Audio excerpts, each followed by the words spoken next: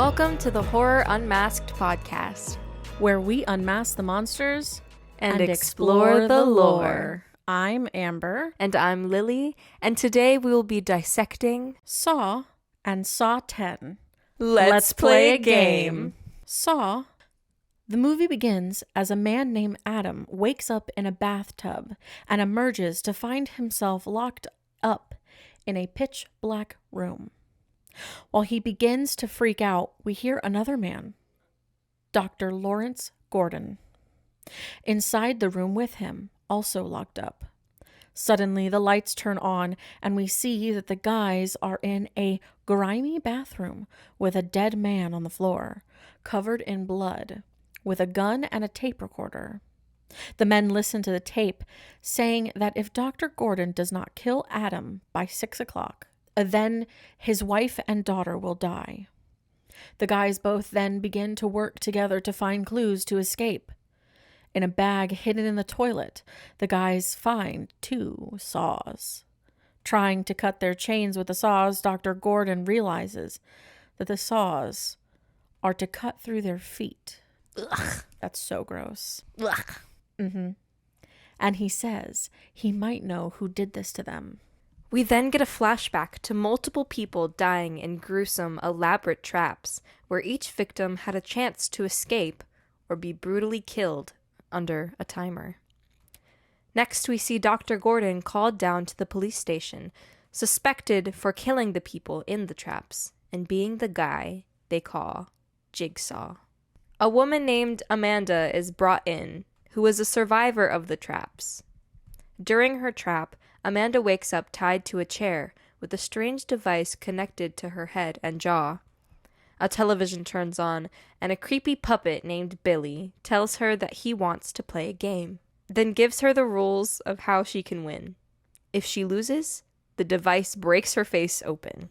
Back in the bathroom, Dr. Gordon tries to show Adam a picture of his family in his wallet and tosses it to him, where instead he finds a picture of his family tied up at gunpoint and another clue. Adam pretends like the picture isn't there and tosses the wallet back, taking the picture and hiding it from Gordon. In another flashback, the detective who brought Gordon in, obsessed over all of the Jigsaw cases, listens to tapes and watches videos when he discovers a fire alarm linking the video to an old mannequin factory. The detective and his partner go check it out without backup and discover Jigsaw's lair. With traps designed and almost uncover Jigsaw himself before the detective's partner is shot, and the detective just barely escapes. Now, the detective obsesses even more with cameras on Dr. Gordon's home, pictures everywhere, and more crime scene investigation clues. In the bathroom, Adam tells Gordon about the clue, helping them find a box hidden behind the wall with cigarettes and a cell phone, as well as a note for Gordon that tells him to use the blood on the floor from the dead man on one of the cigarettes because the blood is poisonous. Adam also fesses up about the photo of Gordon's family being captured. Gordon turns the light off and discusses something secret to Adam because there are cameras in the room and someone is watching. Adam takes the cigarette not dipped in blood and pretends to die, but is electrocuted by his chains, proving he's alive. Isn't that just a bullshit failsafe? You fake dying and get zapped. Oh, well, you're not dead. The cell phone begins to ring, and Gordon's wife and daughter are on the other end. Gordon's wife tells him that Adam can't be trusted and that he's known who he was the entire time. Gordon confronts Adam, who tells Gordon that he's been following him and gathering evidence of his infidelity. What? For shame. Dr. Gordon realizes that the man who hired Adam was the obsessive detective. Spoiler warning, skip ahead. It is now 6, and Adam is not dead yet. The man who captured Dr. Gordon's family goes to kill them, but first has his wife call him to tell him that he failed, But right after she tells him, she grabs the gun and knocks their attacker to the ground. The attacker fights back and gunshots go off. The detective is set up across the street and comes over to see what the commotion is all about. All Gordon can hear is gunshots and screaming as his wife and daughter escape. The attacker leaves and the detective follows to a strange abandoned building. After a struggle, the attacker kills the detective. Gordon All of loses- that for nothing. Yeah, All that for literally nothing. all of that for nothing. Gordon loses his mind, not knowing what happened to his family as the phone rings again, but is just out of reach. Gordon snaps and saws off his own foot in the most grody scene ever. Yeah. Real gross. He grabs the gun and shoots Adam, begging for his family. The attacker comes into the bathroom, saying Gordon is too late, and tries to shoot him as well. Before he can, Adam knocks the attacker to the ground and kills him with the toilet tank. You gave yourself a tongue twister there. Before he can, Adam is still alive and knocks the attacker to the ground, killing him with the toilet tank lid. Disgusting. Really disgusting. It really just smashes his face in. It's Gordon goes to get help before he bleeds to death. When he is gone, Adam finds another tape in the attacker's pocket and discovers that he was also just a piece in the game. The attacker was given poison, and if he didn't play by the rules and capture Gordon's family, he would die. After listening to the tape, the dead man on the floor gets up and peels a prosthetic off of his face, revealing himself to be one of Dr. Gordon's patients named John Kramer, dying of brain cancer. John turns the light off on Adam, and before he closes the door, says, "Game over." The end. Some hard-ass shit, man. For real, for real. Oh, alrighty. So, this film was released October 29th, 2004. My Dabby Day. Yay. Directed by James Wan. Woo woo. Oh, we're doing 2 James Wan franchises in a row, basically. Literally. Distributed by Lionsgate and Lionsgate Home Entertainment. Mm-hmm. I have their budget and box office. Yeah, go for it. So their budget was $1.2 million, which doesn't seem like a whole lot. No, it's not. Not at all. But their box office was $103.9 million. A sleigh. That's a lot. That's a lot compared to like what they actually did for it. And trust me, with the notes that I have, it was a budget film. Yeah. It was a budget film. It was. It really was. Heckle Beckle, yeah. Well, You want to It's- lovely castles? well, first, it's kind of long. It's almost 2 hours with a 100-minute exact runtime.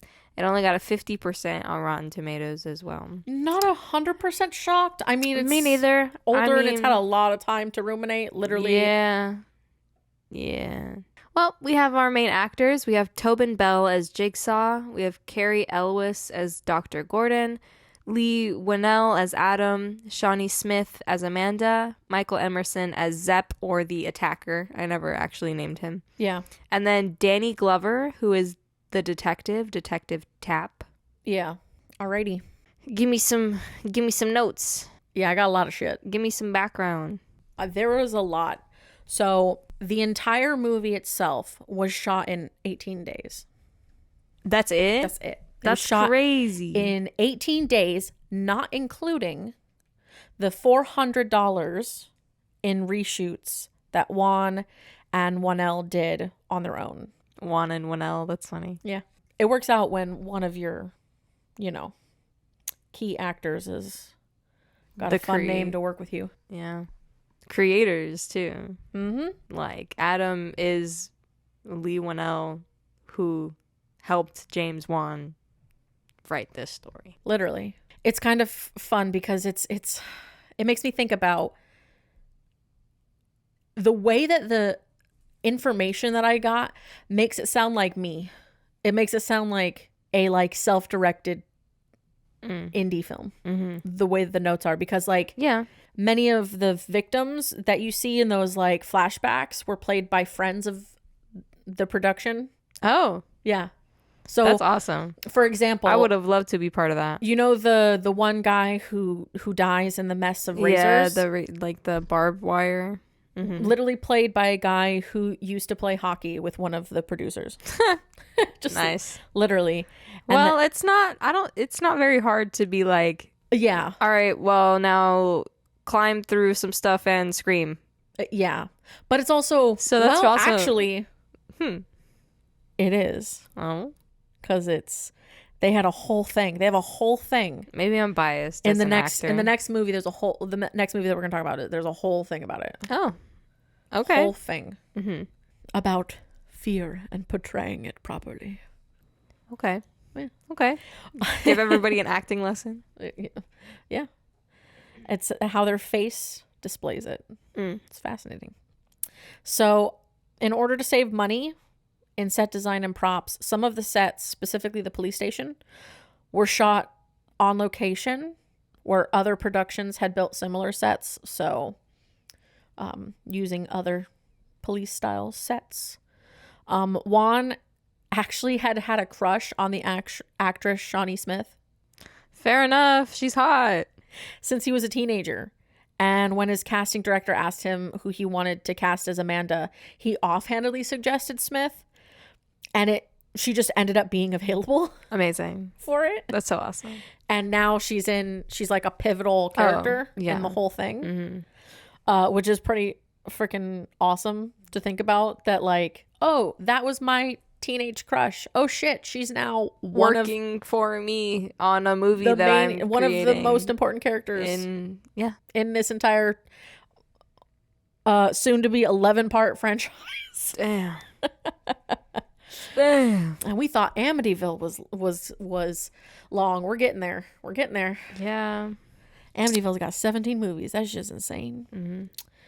So, okay. It's like how many ways can you kill a person, basically? Literally. That's literally what this. It's 101 this ways franchise to kill somebody. Yeah, 101 ways to Yeah. Yep. kill a human. For real.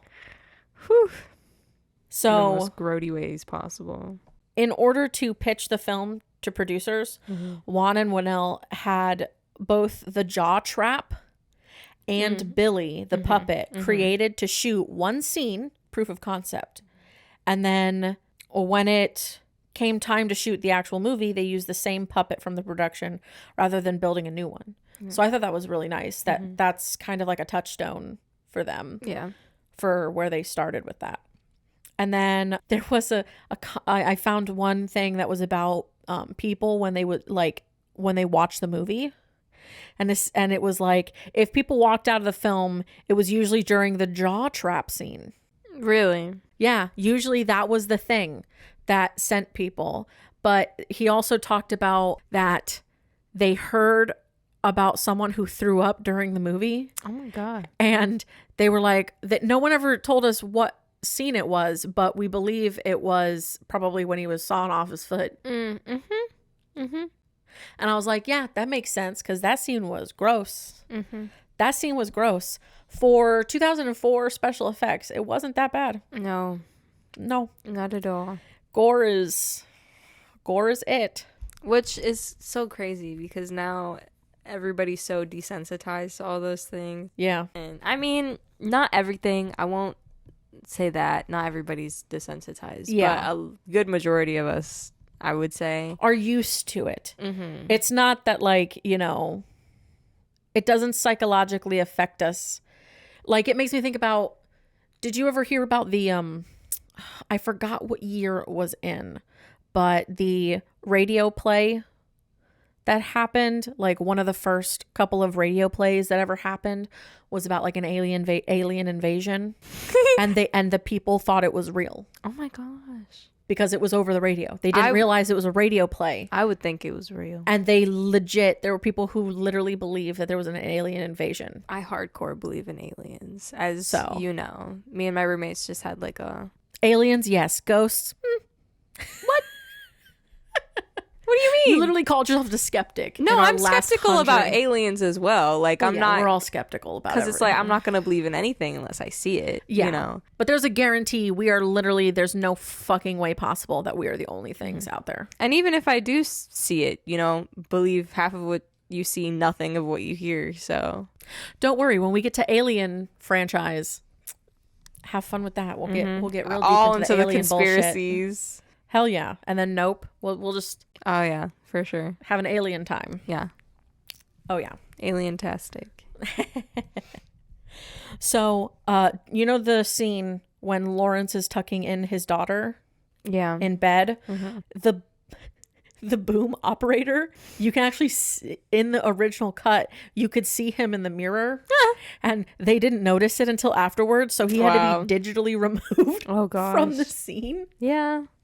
because it was just like he was full on in view right there in the mirror. He is the person in And her no one closet. noticed. Yeah. Not a single person noticed. And I think that was really kind of funny. Mm-hmm. And that was actually one of only 2 CGI visual effects in the film.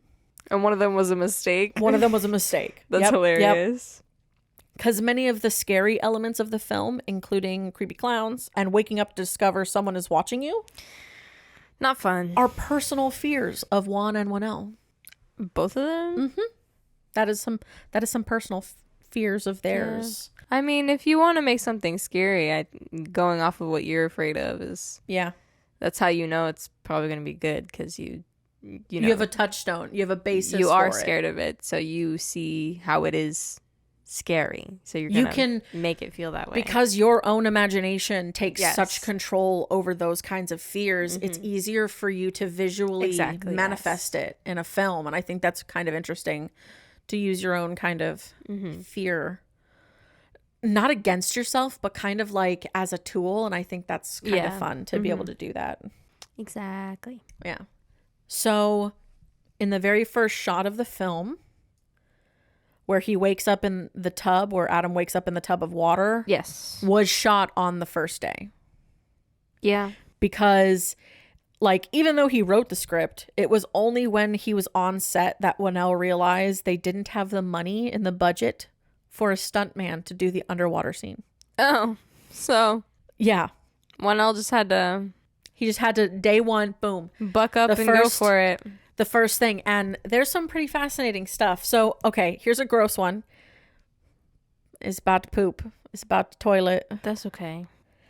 It still grosses me out. Oh. Because even thinking about what it is now, it's still gross because of it being in a toilet.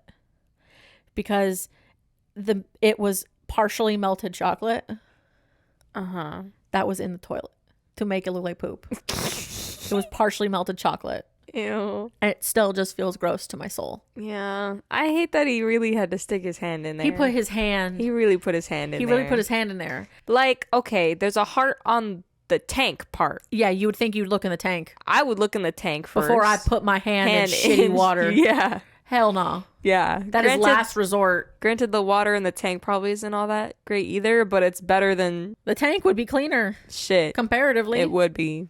I'm like, Ugh. oh. Gross. But also to think that you just stuck your hand in a partially melted wet chocolate is also gross. Yeah. It's not great. So our 2 main protagonists are obviously tied to pipes. With chains on their feet Yeah. that electrocute them. Yeah. So they actually had rubber lining so that the metal wouldn't actually cut into them. That's nice. It was still painful, Yeah. but it wasn't as damaging as it could have been. And then, so Jigsaw's quote, second victim, which was the charred corpse.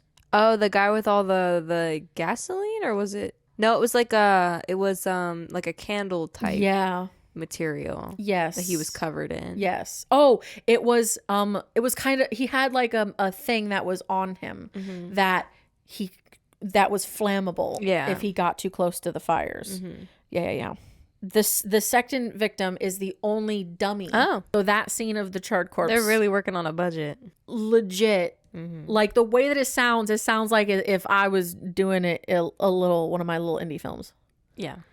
With the way that they talk about their stuff, which is crazy. Well, I mean, I have a little bit of information on that later. Yeah. And then the guts of Amanda's victim, essentially, you know, in that scene when she's, you know, was actually Pig's uterus. I knew I knew it was going to be pig, and I knew it was going to be real. Bought at the local Chinese grocer. So that was all up in that. Gross. Real gross. Real gross. Well, I thought they said that was the only dummy they could afford. So was that a real guy, and they just had like Amanda's victim. So different dude. Yeah, I know. The charred guy was like the only dummy they could afford. So did they just have this guy like? It was a prosthetic. Okay, yeah. Setup going on for that one. And then almost the entire film was shot indoors, including the poor man's car chase scene near the end, all indoors. That car chase scene was so funny to me because it reminded me of like the Nicki Minaj song where it's like a dun dun dun dun dun dun dun dun, and then everybody puts those like videos to it where people are like speeding. That's what it reminded me of.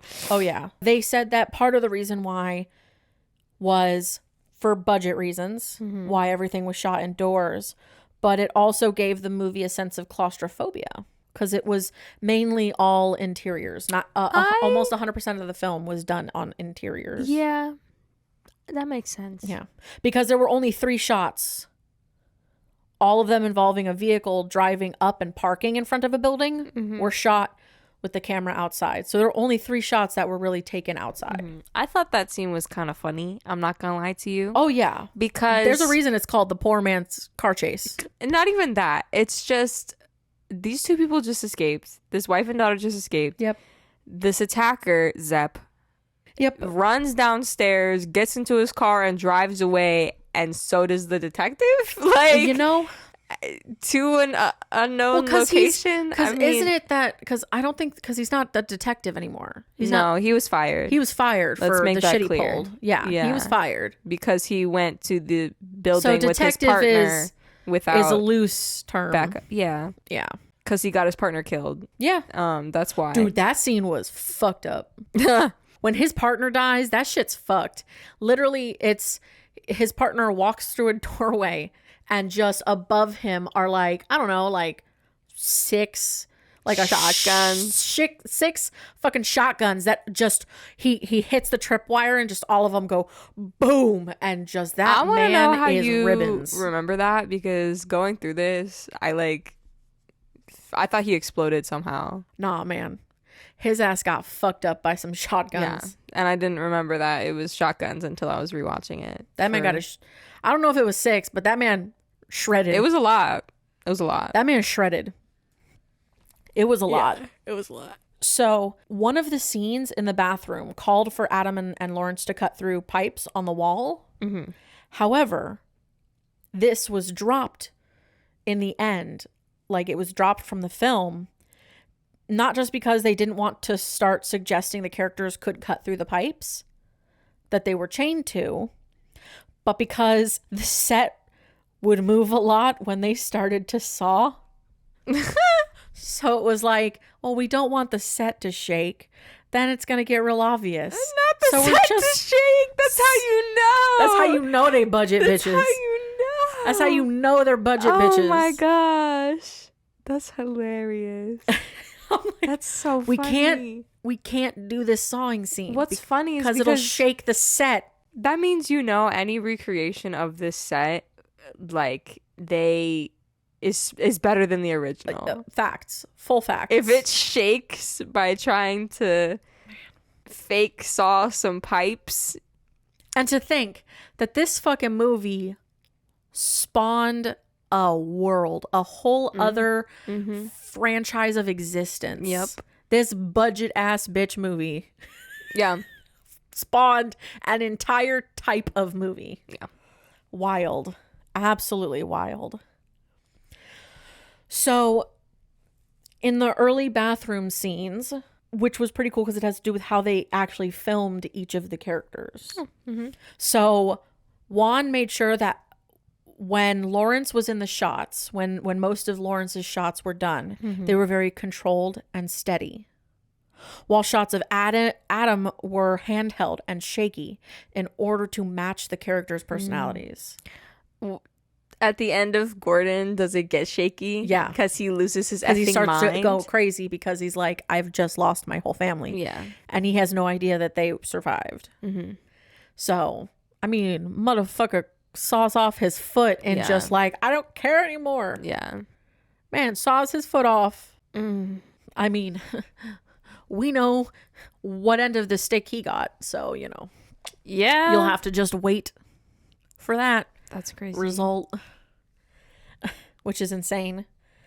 Let's and just say Kramer hates his guts, basically. well, Kramer hates his guts, but in one of the most recent, one of those last few episodes we're going to do, there's going to be a revelation of some crazy shit regarding Lawrence. Yeah. So also, this is the really cool thing Mhm. that happened while they were filming was that all of the scenes of Adam and Lawrence in the bathroom were shot in chronological order over the course of 6 days. Wow. So this helped the actors stay in character through the reveals and avoided continuity jumps, especially like the spreading of the pool of blood under John. Mm-hmm. So I thought that was pretty cool because most times when you hear about a movie, oftentimes from what I remember, they tend to film like the end. They tend to like, they jump around a lot, but I know that like either they might film the beginning and the end, and then they'll film interspersed, and then if they need to do reshoots, it's all over the place. Yeah. Because I remember You even don't film a movie in chronological order. That's not usually how it works. yeah, because even when we were doing Candyman, the comment about the fact that they would have to take off and put back on and take off and put back Yeah. on, like different levels of makeup based on Yeah. what scenes they were doing is crazy. So, like you film basically what you have in that moment. So like if you have many scenes in one area, but they're Yeah. at different times, that's usually what you're going to film all at once. exactly. Just because it's easier that way. You don't have to worry about coming back Yeah. to a set and moving around all the things that you need. And Exactly. it's And I so think much. this is a cool concept. I would love to see someone now do this. yeah. Like forcibly be like, okay, we are filming this in chronological order. We are not doing it any other way. And I would love to see like those big guys do it. I think that'd be really, really cool. Yeah. So the hidden camera in the bathroom with Adam and Lawrence is actually a cheat because there's no camera that would have a wide enough lens Yeah. to see the entire room with Nope. one shot. No. It's just not possible. And I know that. And I was sitting Being there like, a photographer, I what? sure as shit know that. I was sitting there like, that doesn't make any sense. It's not possible. Unless you have one of those 360 cameras, which I don't think they had in 2004. Nope. So it's why it appears to be angled in the film, because it's actually shot from both sides of the room and then they And were then spliced spliced together together. in order to Yep. have them in the same frame. Because this is incidentally one of the few shots of the film in which the characters are actually sharing the frame. So it's only in that monitor, the camera, that you see them together. It's always, you're always looking at one or the other. And then, so the X, that glow in the dark X, Yeah, on the wall. which is fucking mind blowing because I know for a damn fact that there was glow in the dark paint back then. Yeah. It was actually a projected X What? with a regular line, like with basically an X cut out from black cloth. I'm like, you guys could go to a Dollar Tree Yeah. and go buy yourself some glow in the dark paint. Tape that shit out. Tape that shit out and just slap that motherfucker on. I promise That probably, getting a projector probably was more in the budget. Cost Maybe more they money. probably would have been able to afford another dummy. Go to a Dollar General, my dudes. Oh, gosh. Go to a Dollar General. Go to a Hobby Lobby's or a Michael's or a whatever. Yeah. And just Joanne buy yourself Fabric. Some easy-ish. So for the scene in which Lawrence was kidnapped by the pighead character, Yes. The schedule only allowed for 3 shots. Wow. So they had to get it done in 3 shots. That's insane. Which is actually crazy to think about. That you only have 3 chances to get this shit right. Mm-hmm. Too much. Otherwise, oh well. Well, And you then, take what you get. Yeah. So when Juan casted Tobin Bell for the character of Jigsaw, Mm-hmm. he literally primarily cast him for his voice. That was his main reason. Yeah. Because you don't really see Jigsaw. Mm-mm. So that was the big thing. Yeah, you don't see Jigsaw in the first one, really. And here's what's also funny. He's in the first one for like 5 minutes, maybe. Which you are very wrong. Because all of the shots of John on the floor were actually Tobin Bell. So Jigsaw, those scenes were actually him on the floor. Never mind. He was in it for... He was legit laying there on the floor for all of those scenes. Oh my God. Imagine just laying... You imagine getting paid to lay on the floor for 6 days. So for 6 days, He got paid to lay on the floor. For 6 days. Slay. Yes. Go Tobin Factuals. Bell. Living my dream. Facts. Because, okay. Oh, and then he got paid even more to lay in a bed. Yes, he did. For the whole film. For the whole film, he just got paid Bitch to lay got to down. lay down. He's got to lay down. Chill out. That's epic. Gotta think about it. That's awesome. I want his job. For real. Mm-hmm. Be cast as like a major villain and just kind of get to No, because fuck he's around, hang sick out. the whole time, so he's slow and Yeah. he doesn't really do a whole lot. He just kind of walks around and sits down or lays down or pretends to be dead or is dead or... Well, I yeah, don't know, because even Juan's reasoning behind it is, other than the fact that clearly they couldn't afford another prop dummy, they also didn't want to cheat the film by not having the actor in the scenes. Yeah. So it's like, how do I do this? I'm just going to have him lay down on the floor and he will be the body. Mm-hmm. Because... How do you not breathe? Well, here's the thing. You can breathe pretty shallow, but this is actually one of the bigger problems that happened. So in the original cut he took to Sundance, when Adam pulls the tape recorder out from John's hand, his fingers slowly lowered to the floor. Now, it wasn't obviously very noticeable on the small editing monitor, but blown up on the big screen, it was. And so several people mentioned it to him as a possible foreshadowing that John isn't really dead. So they actually had to cut it from the theatrical release. Dang. Because that would literally spoil the fact that he's not dead. Yeah. So I thought that was pretty interesting that, you know, just this simple accidental... Slow lowering of your fingers. Instead of just letting your hand drop, was the, maybe he's still alive. But that's also... But you have to think, like, then what would that have done to them? What would that have done to the audience had they seen that and been like, wait, what the fuck? Wait, is that dude still alive? Yeah. Why is he acting like he's dead? His brains are literally blown out of his head. I'm confused. Like, I don't know. It could have been 2 very strong possibilities. It could have for either that. been, oh, that guy's alive. Cut the cameras. Or, oh my God, is he? And like freaking out even more and like causing even more like turmoil because in the it's audience. also like, why isn't he getting up? Why isn't he helping them? He's not chained to anything. What's going on? Is that Jigsaw? Because there's clearly a voice. There's an antagonist who's got people kidnapped, who's controlling stuff. And you think it's the attacker at first, but then you learn later that he's a part of the game. Fucker's been in the room the whole time watching your bitch asses. Yep. And y'all thought you were being sneaky. That's terrifying. Especially when you turn the lights off and you try to whisper to him. Like, Just tried to be so sneaky. pretend to smoke it when the buzzer's in his hand the whole time, like to zap him. Literally. For real. So what you got for me? I have just, the origins. Maybe I should have gone first in this instance, but, it's okay. Basically, how Saw came to be. Yeah. The idea for it came from a shower thought. James Wan. Not shocked. Yeah. Thought about it in the shower. We had a dude who was inspired by his beard. So James Wan quote, he said, "What about a movie with two people stuck in a bathroom with a really grungy toilet? They have no idea how they got in there, and they're chained to opposite sides of the room." He brought that to Leigh Whannell. He brought that idea to him. So Leigh Whannell took it, and, well, Juan also was like, he also wanted this character, Jigsaw. Yeah.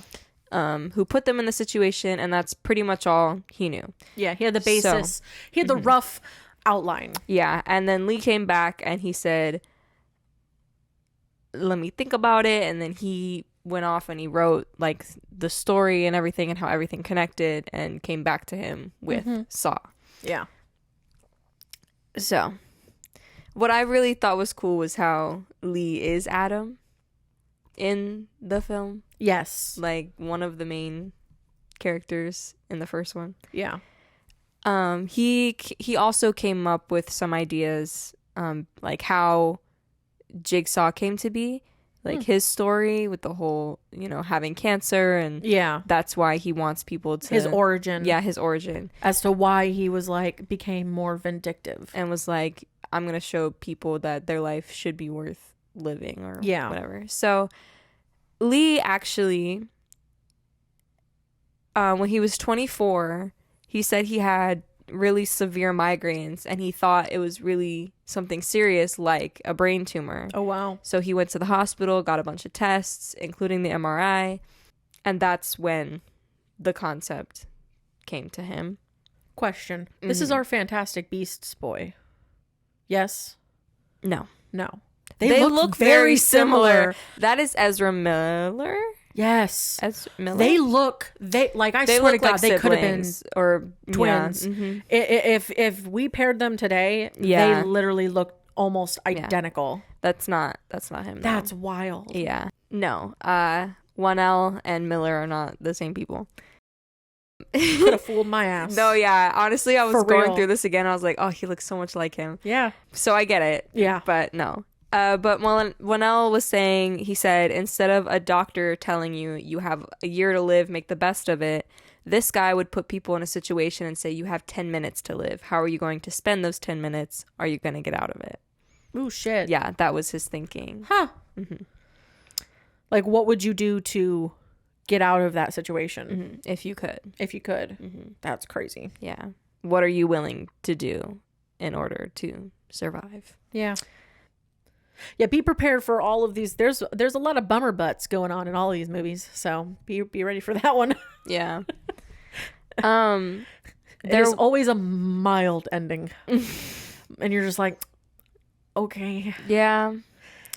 I'm not shocked because you were a dumb bitch. Yeah. But also, there's like, but it gets to a certain point where it's like, you kill off enough people, I'm not rooting for anyone. Yeah.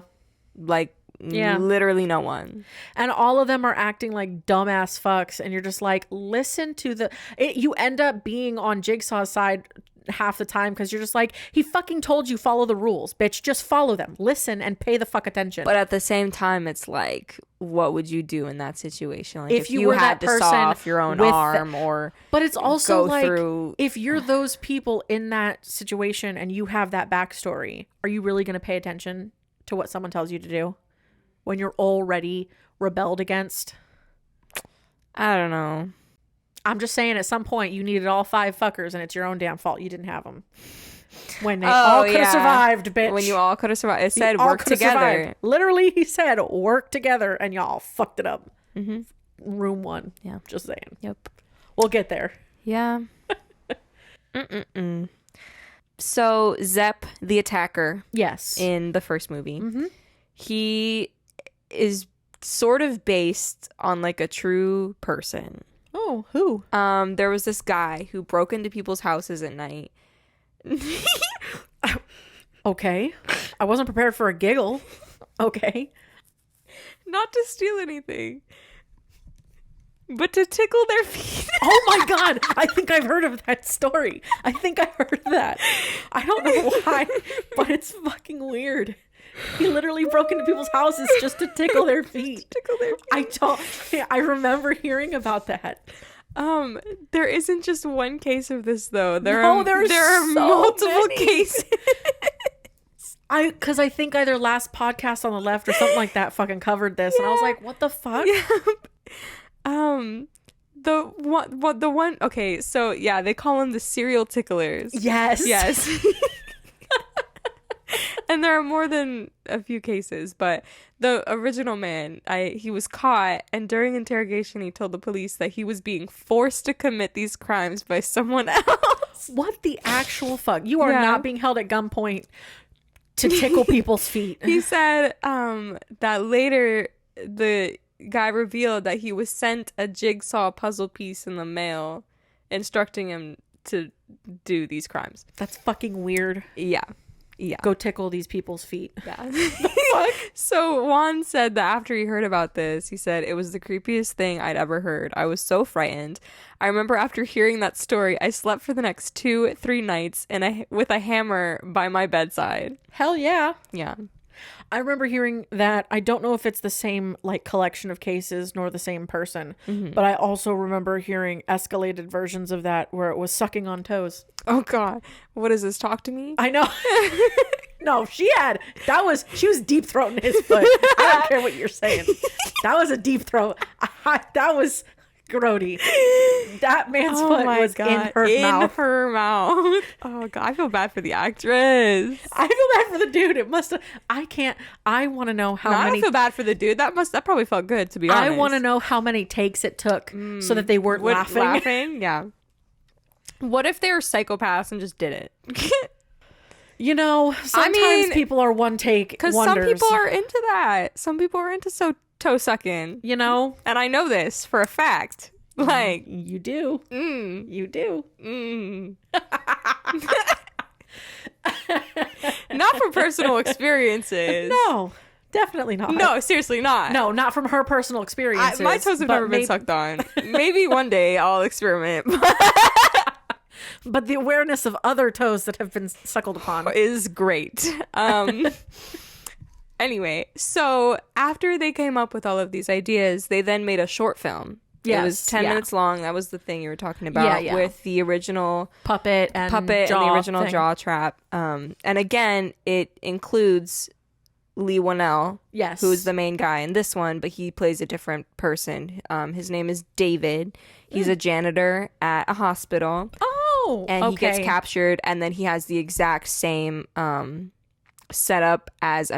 Gotcha. Like, it's the exact same story. Oh, like where he had to like cut the key from his cellmate's stomach, and he was like paralyzed. Gotcha. And was brought in for questioning and all of that. But it was basically frame by frame, pretty similar. I mean, in the movie, it's a lot better because it's higher budget versus the short film. But I did go and I did watch this because it's actually kind of funny because in the film, I didn't mention it, but I do remember reading about it that Lee Whannell's in the scene that we get of Amanda doing her trap setup. Yeah, that actually in some of the test scenes, it was actually Whannell's arms. Oh. And it was his shadow in some of those test scenes. Oh. Mm-hmm. So I was like, that's interesting and weird. Yeah. But like, okay. Mm-hmm. Yeah. The short film came out about 2003, but apparently they had this idea for Saw like later 90s. They had it for a long time. Yeah, usually a lot of films take some time to like think about and then build up, but I know that in many different stuff, usually they get it a little quicker, not like that quick. It always usually takes a couple of years for the concepts to build out, but that's a pretty decent chunk of time if they had it in the 90s. Yeah, they were sitting on this for a while. I'm sure trying to, finalize all of the pieces and it's also to convince some people. People that they had already Hellraiser was already a thing, so there was a gore level that kind of already existed, and there had been other horror films, but even those other horror films, like maybe other than Nightmare on Elm Street, I wouldn't say were too gory. This is like a real true to form gore film. Yeah, For sure. Yeah. But yeah, that's all I got. Alrighty. So lay me down some 1 stars. All right, I got this one. Showed my 5-year-old this at night, and she liked it. Then I realized I don't have a child, and the child started bleeding inside the pentagram. Very bad. What? I don't fucking know. Whoever wrote Is that an omission or a joke? Good question. Because that's weird. That's a weird one, Very strange, I would say. especially under the Saw film. It's very strange. Very strange review. Yeah. Jigsaw came out of the movie and broke both of my ankles. Not very nice. What? Dude must have been People are high. trolling. People are trolling. Man must have been high. No, he's joking. I was looking for a romantic comedy and found this. Would not recommend for a mother makeout Monday. A mother? For I'm mother? sorry. I think they meant for another. But Yeah, because if it's the first one, you need psychiatric help. But yeah, that's all for that one. That's all you got for miss. Yeah, pretty much. Alrighty. Just people trolling, I Yeah. think. Being haha funny. Yeah. So that means we will be moving on to the next one, which is Saw 10. The story begins as John Kramer receives a scan from his cancer. Oh, a scan for his cancer. From his cancer. From his cancer. Here you go. This is my proof of concept. This is where I'm planning on being. Have a great life. His cancer is speaking to him. For real. I mean, it's in his brain. Yeah, it is. Receives a scan for his cancer and goes to a support group in order to cope. John is told that he only has a few months to a year to live. While at a coffee shop, John sees a man he knew from the cancer support group who had stage 4 pancreatic cancer, now in complete remission. The man tells John about an unorthodox treatment he received by a doctor named Finn Peterson and gives John their email, wishing him luck.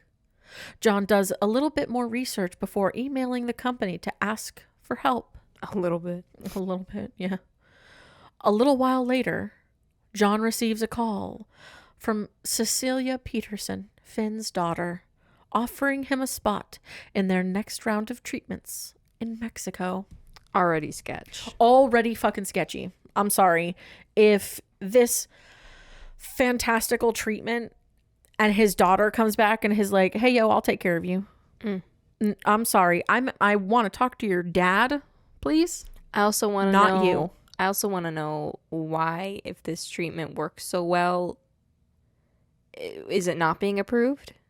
If there was I swear to God, if we had this happen where there was a modern day permanent cure to cancer of any kind, it'd be over. That man would be flooded with people coming to him, plus flooded by the medical industry. Yeah. And doctors going there to figure out, like, to practice with him so that they could help the rest of the world. I feel like there's This man would have a statue of him as, like, the savior or of woman cancer patients. You know. Yeah.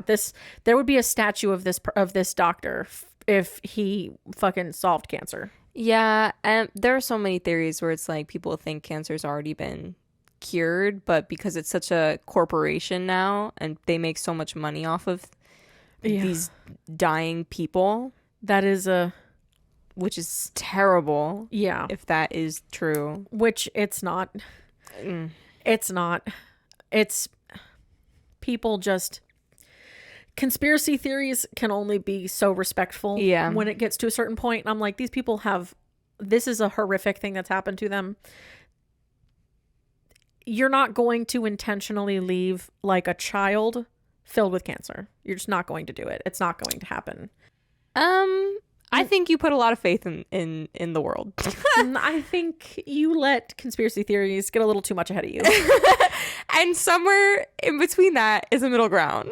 Well, yeah, there's always going to be people who take advantage of you, but that's not saying that all of the medical industry Yeah. is taking advantage of you. Otherwise, you would never seek help of medical people, Yeah. and you Yeah. would never get treated for the things you need to get treated for.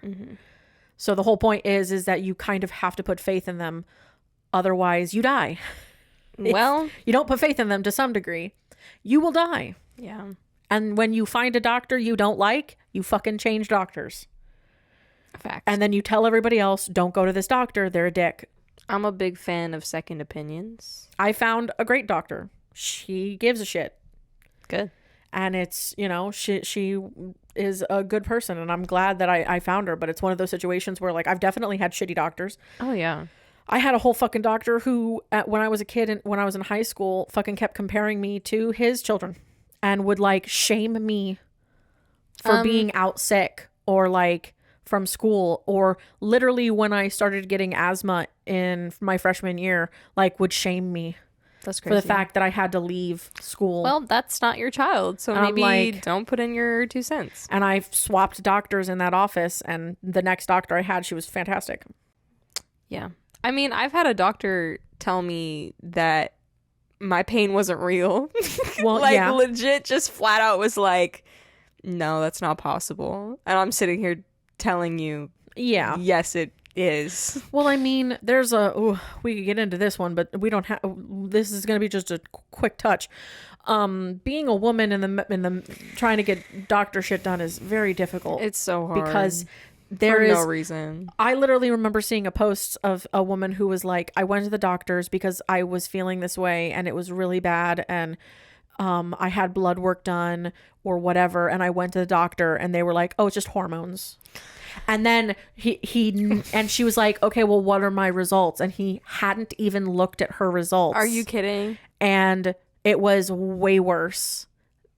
And he was just going to let it slide on. Oh, you're a woman, so it's hormones. Oh my God. So there's definitely like a level of you are terrible people. No, for Stop sure. it. And it's like most of the medical field is accommodating towards men. Like most Yes. practices and most studies are Oh, yeah. done off of men. Yeah. So obviously you're going to have a difference with hormones and like It's why they testosterone recently and- found out that pads yeah. don't really work. Mm. Because it was men testing not real blood. It was fake. That's crazy. Fake stuff. And so obviously it doesn't absorb the same as fucking real blood. Mm-hmm. So they realized that, we've been yeah, making no. pads wrong this whole time. I had an instance. We're going to get a little TMI if you want to talk about that. Oh, girl, I know. I bled straight through my pad in middle school, all over the chair, Oof. through my pants, and like the bell had That's just terrible. rang, so I had to like quickly tie my jacket around my Yeah, so pants that you and like could get clean out. up the seat. Yeah. Like all I had was tissues and hand sanitizer to Yeah. make it feel sanitary, but Yeah. there was like a puddle. Yeah. It was bad. Like, and I had just changed it, yes. so I'm Yeah. gonna be the first to agree with that. Oh, yeah. And that's a recent discovery. Recent. Yeah. And I was in middle school a decade ago. Ew. Oof. Wait, not a decade. Almost a decade. We're getting close to it, but Yeah, definitely a decade for me. mhm. Ugh. I mean, it's even the situation where my mom has had to take my dad in with her to the doctors for just his physical presence being there for them to listen to her. Yeah. And not just say like Yeah. hormones or whatever the fuck, or not really take her seriously. I'm a huge advocate for you have to fight for yourself. Oh, yeah. Because, like, if you are by yourself and they aren't taking you seriously, you can't just be like, oh, okay, you know your body best. Yes. Fight for yourself. Hell yeah. Advocate for yourself. Yeah. If they aren't listening to you, make them. Yeah. Speak up. And if they refuse to, try to find someone else who Find will someone listen. else. Yeah. Like, your health is more important than anything else. I'm sick of people becoming doctors just for the money. Like, Yes. it should be because you care about You actually want to help save people's lives and and, you make care them about their feel better. well-being Yeah. and their health, and oh my goodness, not Which just I feel because like you want another we're getting. zero on your check. Here's what I'll say. I feel like we are also there's this level of FWAP that we're happening where we're getting the other side of that, where I think it's been enough time has passed where we've had a lot of those doctors and now we're starting to get the people who are like, no, fuck that nonsense. Yeah. I'm going to get into the medical industry because I actually give a shit and we've got to stop fucking around here. Yeah. So it's because all of this information is like coming to light of, how the medical industry has never been very forthright. That, but what's the word I'm looking for? Inclusive. Yeah. Towards especially Black people. Oh my God. gosh. Oh my gosh. Anybody of color. Yeah. Anybody of color. If you're not white, especially a white man. Yeah. If you're not a white man, you're kind of fucked. Like, because and you're just there. If you're a white woman, you are just there. Yeah, you're just there. I mean, you're still a woman, so obviously you're still gonna have some issues. Yeah. But if you are a person of color, it changes because obviously our bodies are different, and because of our different genes, and that takes effect into medicine, and that changes a lot of things, and people don't realize that all of the time. But some wild shit. It is. It's crazy. We went on a serious tangent. Let's get back into this movie. All right. So after he arrives in Mexico, John arrives in Mexico and gets into a taxi. Both the taxi driver and John are stopped and captured to be taken to a discreet location where the treatment is being held. Cecilia introduces John to the medical team and even meets another patient named Mr. Sears, who was treated for thyroid cancer. The morning of her surgery, John runs into a little boy who lives on the land with a broken bike. John and the boy bond over fixing his bike, and he even learns the word pull in Spanish. How cute. It is now time for surgery, where the medical team performs an awake operation on John. During the procedure, John can see the monitor of his brain, but the doctors hide it after discovering he can see it. John later wakes up in another location, and Cecilia tells him to take the medication as prescribed, but that everything looks good, and John is now cancer-free. Or so we think. Yeah. No, I never thought. Yeah, no. Too sketchy. Too sketchy. That fucking underground, like, dark room lab or whatever the fuck universe in a box popped into. Yeah. It was like so unsanitary, and then there was like a box. It was literally like darkness and just this like solitary white bright surgical cube. Real weird. Yeah. John uses landmarks and math to discover. I love that. He uses landmarks and math. And math. Because he's an engineer. Yeah, exactly. To discover where the location of the house was in order to give the owner, Gabriella, a gift. John arrives at the house to find it torn apart. Everyone is missing and all of the equipment is gone. John then finds a DVD called Surgeons of Tomorrow, where he finds the video of his procedure, realizing everything was a sham and his brain tumor is still very much inside his head. Knowing this, John starts his revenge with the taxi driver / masked surgeon, capturing him and connecting his arms to a device that will explode unless he cuts them out. The man gives John more information about the other con artists, and John sets out to find them, all along with the help of his assistant, Amanda. If you've never seen these before and you watch them in chronological order, that's when you discover it. Yeah, currently, because this is the 10th film. Yeah. So this is the more recent film, but it is technically, chronologically, the second one. The second, yeah. After capturing the other 4 people involved in the scam, each one is chained up or hooked to different contraptions. The first girl, Valentina, must saw her own leg off and transfer 3 ounces of bone marrow to a scale and stop a device from beheading her within 3 minutes. The grodiest, scene of her cutting through her leg. I think that one's going to stick with me for a while, unfortunately. Oh, yeah. The way she's actually, like, sobbing and, like, so terrified that she and, like, the has to do skin this. Stretching and pulling is just... Not a fan. Not a fan. Because she goes from underneath, right, and, like, pulls up. Yes, she goes from underneath her leg and pulls up, and it's gross. Nasty. Everyone is in shock as John explains how each of them contributed to lying to 34 other sick people and stealing their money. Mm-hmm. The clock starts, but unfortunately, even after sawing off her leg, Valentina is decapitated. Mm-hmm. A little too late. Yeah, by like seconds. Literally. Like she was sucking the bone marrow out and like putting it in the thing and still. She literally cut her leg off and just fucking, bitch, you waited too long. All these motherfuckers, I swear. Because at the same time, if it's a clean cut, if somebody gets you to a hospital in time, Yeah. you could probably sew that shit back on. Yeah. Lots of physical therapy, but yeah, because they said it's a clean cut, so that is usually pretty good. That's literally what he would have done if she'd done it in time. Yeah, taking her to the hospital with her leg. Oh fucking shit, she ain't got no head no more. Tough. Tough shit. Oh god. Ugh. Before the next person is put to the test, Mr. Parker Sears comes looking for his money and answers, but is knocked out by Amanda and tied up in the office. John shows Parker all of the people who scammed them, tied up in the room below, and includes him in the game. Spoiler warning, skip ahead. Next to play is Mateo, who must cut out a piece of his own brain or die. I'm dead. I'm dead. I would die. I would die. That face mask thing is horrific, though. Like, that's awful, some scary shit. But I'd die. I would die. I would die. Obviously, he fucking fails. Yes. And is electrocuted to death. Yeah. Yeah.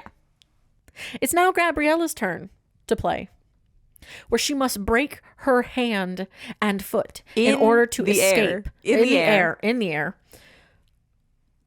So she basically has to break her hand and foot in order to escape severe radiation poisoning.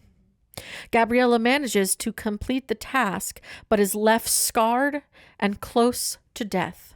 Like, horribly scarred. But she did it. Out of all of these fuckers, she got the easiest one to accomplish. She did. All she had to do was break her hand and break her foot. She didn't lose any limbs. Nope. Didn't have to cut into herself at all. Bones heal. Bones heal. Bitch got out. Mm-hmm. I mean, other than the radiation poison. Yeah, but the only reason why she got so much radiation is because she fucking took too long. Yeah. Like they always fucking do. Yeah. Swear to God. Annoying. Yeah. Every time.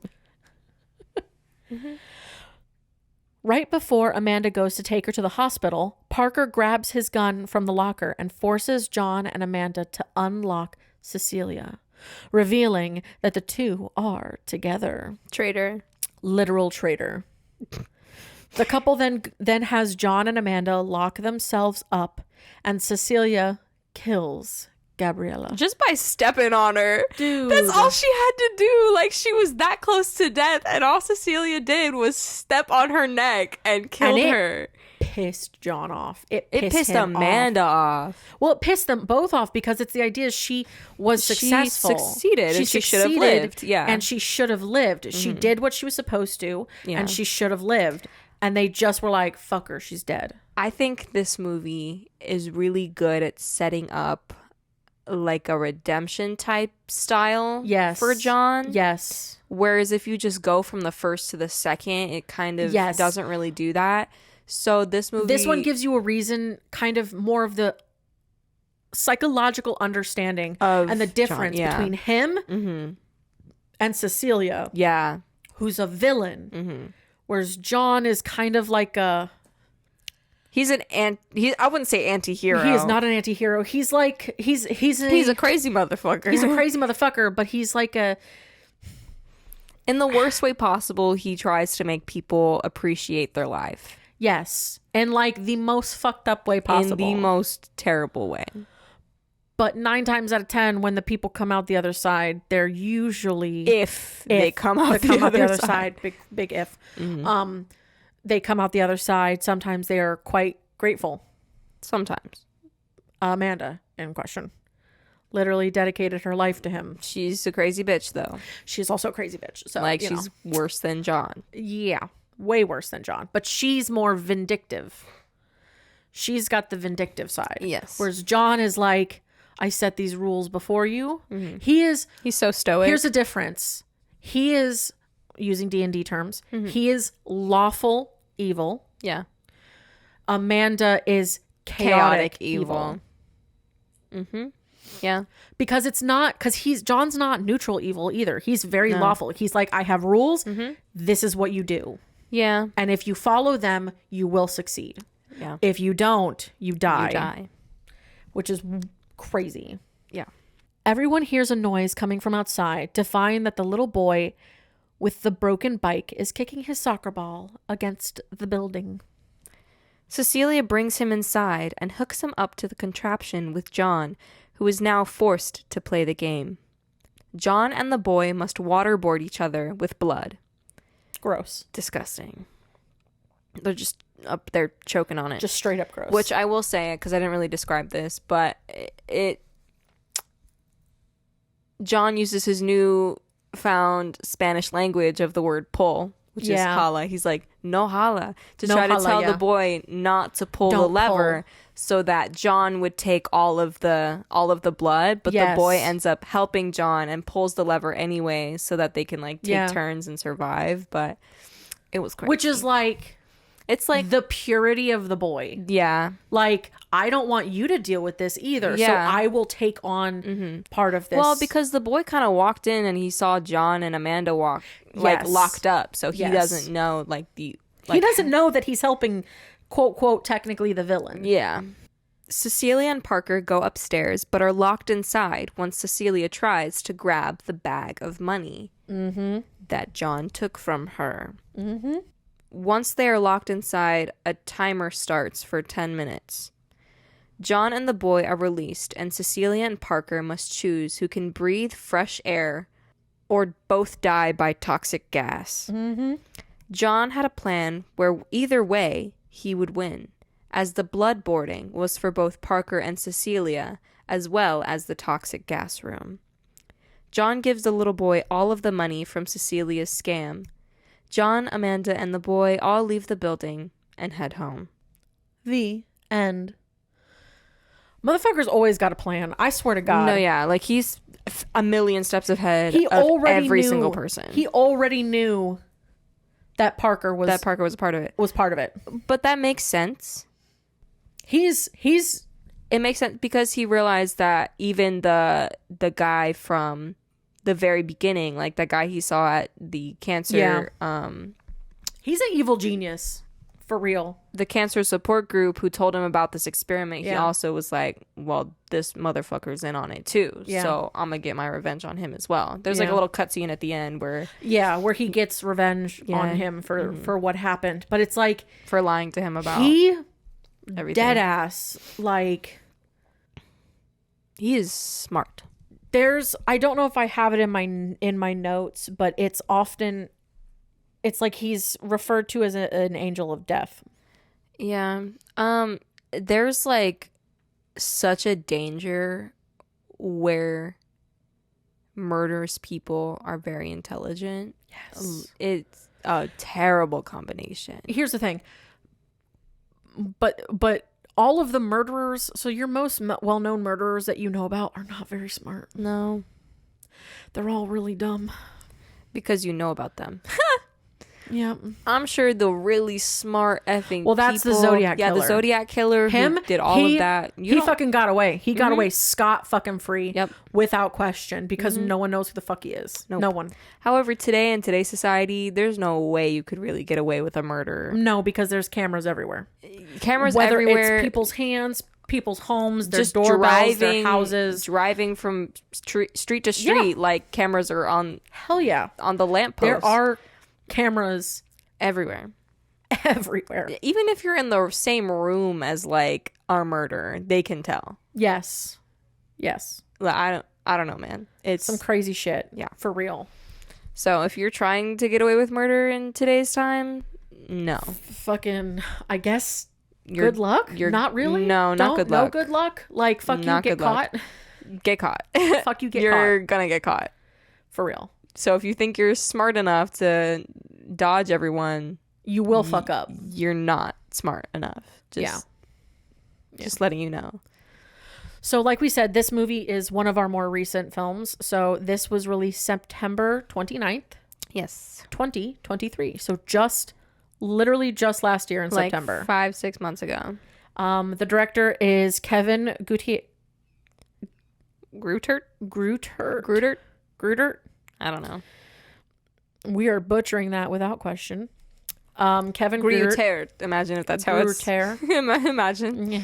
I don't know. Distributed by Lionsgate Films. Mm-hmm. Their budget was $13 million. Yep. And their box office was $111.8 million. Which is funny that they have a runtime of 118 minutes because it's all 1118 and then 118. Yeah. And then they got an 80% on Rotten Tomatoes. Oh, wow. Yeah. I'm not surprised. This was a really good really film. good one. I think this one is kind of up there for me. There's reasons. There's a reason for that. Okay. I like that you know. Yeah. My reasons. I know. Well, I don't know your specific reasons, but I know the reasons why it was successful for the mainstream audience. I think, again, one part of it is that it really makes you feel for this evil person. Yes. Like it sets up... so you're not just sitting here like, ugh, why is this guy doing this? This is so stupid. He's an antagonist, but he's an antagonist with a purpose. Yeah, for sure. Yeah. But yeah, and then we have lots of actors in this one. A shit ton. Obviously, we have our classic Tobin Bell as Jigsaw, Shawnee Smith as Amanda. We have Sonove Makodi Lund as Cecilia Peterson, Stephen Brand as Parker, Renata, was it Vacation? No, I think her last name was just Vaca. Why did it autocorrected to Vacation? Oh. No, her name is Renata Vaca as Gabriella, Paulette Hernandez as Valentina, Octavio Hinojosa as Mateo, and Joshua Akumato as Diego, who is the taxi driver. I didn't name him when we were in the summary. Yeah. So, lots of people. Lots of fucking people. To die. Yes. To die. So, common theme in the Saw movies is there's not a lot of success. Not a lot of success. Or if it's success, it's like sucky success. Yeah. That's like the big thing, unfortunately, with that. Give it to me. Suck it to me, suck it to me, suck it to me. So, when they were talking about the script and everything for this film, they actually really loved it because obviously it brings back our John Kramer character. Yes. Of course. Which no spoilies. But it's also obviously that's the first thing, but then they also wanted to focus on one standalone story instead of like they're referred to as a Byzantine maze of references to the previous Saw entries, because it's like a fucking mind fuck full of references back and forth to each other. Yeah. And then they really wanted it to be something that a newcomer could walk into and totally understand and enjoy. They didn't want it to be like you had to watch these other things to get it. Which is very true. You don't. Like, You this don't is very really. much a standalone film, I think. Like, even with Amanda being there, like, yes, that's a great tie-in for us, but for someone new coming in who's never seen it, it's just a person who cares about him, who's like like him. who's an assistant who works with him. It literally is just that. So it works for that. And they wanted to have fun with the tropes, obviously, of the Saw series. And they didn't want to present John as completely infallible. And obviously he stumbles rather badly a few times in this film. Yeah. Especially in regards to like the blood scene and all that kind of stuff. Like at that end. Yeah, the that was bloodboarding. him kind of fucking up. Yeah, and he even said, him. he was like, this is like an unfortunate. Yeah. Like Amanda's like, what's up with the kid? And he's just like, I don't know. He yeah. wasn't supposed to be here. That was oh shit, I didn't think about that variable. moment. And then obviously, because I guess he just assumed that they would put Amanda on the other side with him. Maybe. Well, I don't even think that. I think he just assumed that everyone who was there abandoned, but didn't realize the boy was just a local. Well, yeah, it's that, but I'm also saying, like, because there's two people. Well, yeah, I guarantee you originally it would have been the two of them, him and Amanda, but it was because him the and boy was there. Yeah, that was the problem. yeah. John didn't think about that because he thought that everybody who was there abandoned, including the boy. But in reality, the boy was just a local in the area and not connected with any of them. And then obviously there's he stumbles in the film, but hopefully the sacred aspects of the character remain satisfying to the audience. So they always wanted to make sure that, like, he was still, like, we knew him as John Kramer and not just as Jigsaw. Yeah. We knew him as John Kramer throughout that film, not Jigsaw, which was interesting because it is our Saw film, which is what's most of the time when he's referred to as John Kramer, it's like by the police and it's smaller moments. Yeah. Whereas usually it's like, oh, these Jigsaw killings and all this kind of stuff. So I thought that was pretty interesting because it made him more human and less this like ambiguous figure. Exactly. I think that's probably another reason why I enjoy this so much. I mean, don't get me wrong. I don't love to love a killer. Yeah. But this movie made you understand him more. Yeah. It gave you, like, his whole thing is that he doesn't target innocent people.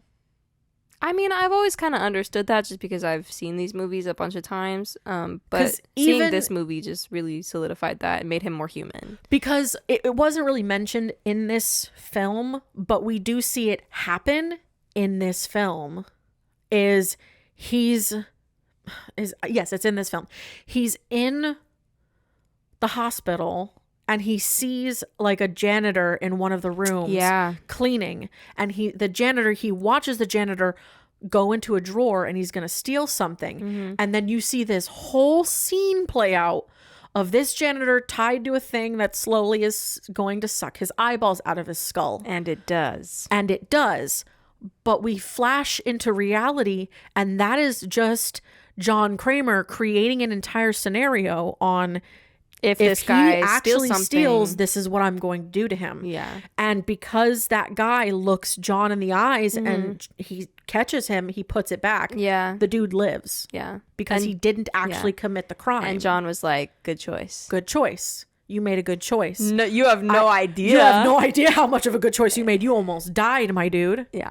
You almost died for real. So it's fascinating that there's this, like, I think that would be a fascinating theory. Like, is he actually just in a coma? Ooh. Is he in a coma and that these are just things he's seen people do? Or he's like been a regular dude and he's just seen these people. And so in his comatic state, which I know that's not a real word, but fuck it. In his comatic state, he's making scenarios up in his mind. Which would be fascinating concept. It would be fascinating just because of that scene. We can discuss it more like in the middle of the series when other things happen. Yeah. Because that's a fascinating concept because that whole scene was literally just in his imagination. Yeah. Which is wild because it was very visceral. It's very vivid. It reminds me of the conversation. Were you awake? Were you there? For what? Chris had a conversation with us, like, you were at work. It was right before we were all about to leave, like, me and my parents and stuff. And he was like, well, how do you visualize things? Do you, like, can you see when somebody, like... Yes, I do know what you're talking about. There was the whole thing about, like... A cardinal. If someone says, like, what do you see when I say apple? Like, what do you see when you think of an apple? Does it come in, like, flashes? Is it solid? Is there a scene? Is it blank? It's wild. Can you see it in 3D? Yes. Like, can you pick up the apple and turn it and twist it and like see all the aspects of it. I can see the sun glinting off of it with the droplets, and I can smell the Honeycrisp. Right. Whereas some people can't picture anything. Jesse Cox, he can't. Yeah. He can't see. He can't visualize. He literally just can't, which is fucking insane. Or like some people who don't have an internal monologue. Oh like my they God. have to, like, I can't even comprehend it. No. Where they have to like read out loud. Otherwise they can't. My brain is so active. I sometimes ask it to shut up. It's that like. And I think that it's goes why into... I talk out loud. Yeah. That's why I talk out loud I think myself. that's also very interesting when it comes to like art and artists, and because people who can visualize things that clearly obviously have a leg up because, you know, they can use their imagination. They can visualize. see a thing. I mean, it's what I've been doing for my thesis. Is I'm able to visualize the scene happening, and then you go so and I can capture it. Yeah. I literally pause my vision of it, so that I can catch the right kind of scene I'm looking for. Which is, and it's even crazier because in those scenes that I create, I will go into those scenes and add lighting to different areas to see like, oh, I should put it here or here as like a mental tester. So I think that's fascinating. Yeah. The brain is a fucking wild place. Yeah. Indeed. Yeah. And so one of the things that they didn't know if it was going to work or not was the fact that this film spent so much time with John Kramer, because all of the other ones don't really. It's all on his victims. This is the first of the Saw films that really focus on John. I enjoyed it. So did I. A lot. It gave reasons. It gave more. I think this being the second one, if you're to watch it in chronological order, it benefits you so much more. Yeah. Because I feel like if we had watched all the other ones and then watched this one, we would have a completely different mental view. Like we probably would still see him as a villain. Yeah. Whereas now he's kind of just this, you know. He's a villain, but he's human. Yeah. Yeah. And he has like reasons for doing things. He's got fucked up reasons, but he's got his reasons behind it. So, because they always talked about the beauty of Ridley Scott's Alien and Spielberg's Jaws is that you hardly see the monster at all. Only for a moment, because that makes the audience lean into and be more scared by the imagination than what's on screen. Like, going so directly against that philosophy was a risk, but in the end, because of Tobin's performance and his commitment to obviously the philosophy and ethos of John Kramer is why it worked so well. And it's almost been 10 years. 20. 2004. 20 years. 20 years. It's been since the first one. Oh my God, I didn't want to say that, but it's been 20 years since I was She said it's been 10. My world is crumbling. Oh, it's almost been 20 years since you were... Oh yeah, next year you'll be... Yeah. Wow. Next year I'll be 30. Yep. That's not true. Yep. No. Facts. You're not, though. Yep. But, like, you're not. I will be 3 decades old. Weird. I'll be 23. I still baby. You're still baby. I'll be 22 this year. But you're still 28, so don't age yourself. Well, I aged myself the second I realized that 2004 was like 20 years ago, exactly. 20 years ago. And not, she goes, it was like 10. No, babe, add another 10. Yup. Add a whole other 10 to that. Yarp. Yarp. Not a fan. Not a fan. Not a fan. You were only barely born. Yeah, I was 2. You were barely motherfucking born. I was 2. Yeah. And I was... No, I had just turned 3 when the first one came out because it was October. Very young. Of 2024. Right? For the first... No, I had just turned 2.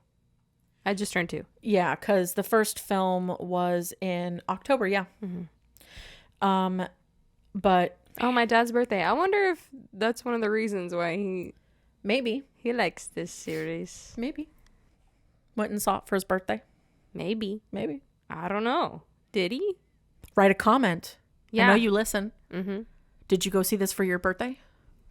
How old or were were you? you taking care of me? What was it like? Yeah. Anyway. I mean, because we talk a lot about like different horror franchises. Yeah. But this is, for some reason, one of the first ones that I saw, which Your must first mean horror that film he was really likes this Jaws. one. Yeah. So you started with monsters. You started with like the creature monsters. Yeah. But what's Which is funny interesting. is a lot of people are like, oh, what? So you like terrified of sharks? No, babe. Nope. I love megalodons. Yes, she does. I want a megalodon tooth so bad. Don't know what I do with it, don't know what you do with it because it's fucking massive. but I want one. And I think they're so effing cool. And I want them to exist so bad to this day.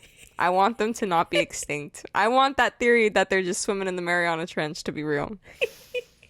Because fuck yeah. I have a fascination of things that are That's me with gigantic. dinosaurs. Yeah. You know how people have You know, like for a damn fact, Loch Ness is a dino. Oh, yeah. Yeah. Yeah. Facts. A sea Facts, dino. people. Facts, not theories. What do you mean? Facts. Ugh. Nessie is real. Nessie is real. Don't question it. No, but like there's a phobia of people have of ginormous things. Yes, that is factual. I have the opposite of the phobia. I am so enthralled with things that are humongous. Okay. I don't know if I don't think I have a fear necessarily of that part, but I know that I still have issues with the ocean. And I know it spawns from a one-off time that I went to the beach with like my Nana. I think I don't fucking remember, but I know that I was walking on this like rocky substance and my Did you get feet- stung by a jellyfish? No. Oh. It's just like the rocky substance. It kind of had ledges to it. Mm-hmm. And so this was a fear of like falling Slip, okay. because I was a little kid. Yeah. So there's this like vastness to this massive thing you're seeing, and it feels like you're going to fall off the edge if you step wrong. Mm-hmm. And so my brain just said there's a vastness and I'm going to die. I So mean, as for- a child, Till checks I out. was 16, I stayed only in the crashing waves. That's okay. And I remember it didn't help when like you went to the beach that one time and you told me about the fish that you found Yes. in your... It ruined a mini vacation that it made me so mad because my phobia just went through the skyrocketed. roof, yeah. Because it's like, so for my 16th birthday, we went to Key West, and that was the first time I went to my neck in water Wow. in my life. Also, shout out to that trip. That was the best trip I've ever been on. need to I go was back. 8. I was 8 years old, and I remember every single detail of the trip, We need to go down back. to what I was wearing Damn. and like the food we ate. I need to And go back because I want to be able to take pictures because I lost all of my pictures. I want to go back just so I can have an adult experience Yes, there. you want to have an adult experience there. Yes. and have fun and Yeah. hang with our fam again because I want to relive that childhood core memory. Yeah. But it's one of those situations where it's like, man, I just, the water was also, I was never afraid of sharks. I knew that they were a thing and I knew that they were dangerous, but there are actually only 5 species of sharks that are actually dangerous to humans. Mhm. So, And most of them aren't. yeah, most of them are in- not. Like, there's a couple that get a little too close to humans, which is why there are certain warnings But I during also certain just tide mean like times. the East Coast. Like there's Yeah. not, you don't hear, because I think it's too warm for them, is it? Not 100% certain. Or is it too cold? No, I don't know. no, because It's we something get to it. do We with do temperature. We get Some, some of the but dangerous it's ones, not- but not not as consistent. Yeah. But it's one of those where it's like that one that you mentioned about the fish head. I literally, we went swimming and I guess it had rained or stormed or whatever it was. And there was like a lot of seaweed and we were swimming. And I got back to the hotel room and I went to take my bathing suit off in the shower. And as I took it off and I grabbed it, there was just on the inside, so touching my skin, on the inside touching my skin was the head, Yeah. just the head of a fish attached to the inside of my bathing suit My skin is crawling. Okay, stop. right along the bra line. Okay. And I was like, fuck that nonsense. And I ruined our vacation because I could not bring myself to go near the water again. Couldn't. And I felt so bad. As a water sign, the water really says fuck you. But I love swimming. Oh, I know. I literally have a mermaid tail. I know. So, like, it's a love of mine, but it's just like sometimes it wants to fight me and I'm like, fuck you. Yeah. Stop it. Be nice to me. Oh. All right. Back to the notes. We tangented a lot. Again. That's okay. Yes, we did. I like chatting. I like chatting it up. So I'm conceited. I like the sound of my own voice. No. I think it's... Yeah. I kind of hate it. Everyone always hates the sound of their own voice. Yeah, because it's, you know, you hear it in your head, but then you hear it recorded and you're just like, ooh. So this is interesting because it made me laugh. There was a minor correction you had me do in referring to the story as like a revenge thing. Oh. As to use the word revenge. Whereas this is not a revenge story. Which is weird. Because this was a conversation with the director. I mean, it makes sense. At least not in John's mind. In John's mind, It's, this is not a revenge story. No, yeah. I mean, to everyone else, yeah. Yeah. But I get where John wouldn't see this as revenge. He sees it more as like a, oh, these people are fucked up. Let me redeem them. Well, yeah, because he's got this. So in the middle of the film, there's this like really compelling monologue that he does, where he talks about the 37 people that were victimized before him, which culminated in the line, "This is not retribution; it's a reawakening." Yeah, yeah. And they think that this film was summarized in 5 words. That's literally what it was. That was the summary of the whole thing. The word revenge would be one of them, but not in the mind of John Kramer. Yeah. So maybe Amanda saw it as revenge because that's very much Amanda. And obviously all of the victims are like, ah. Yeah. All of the real victims.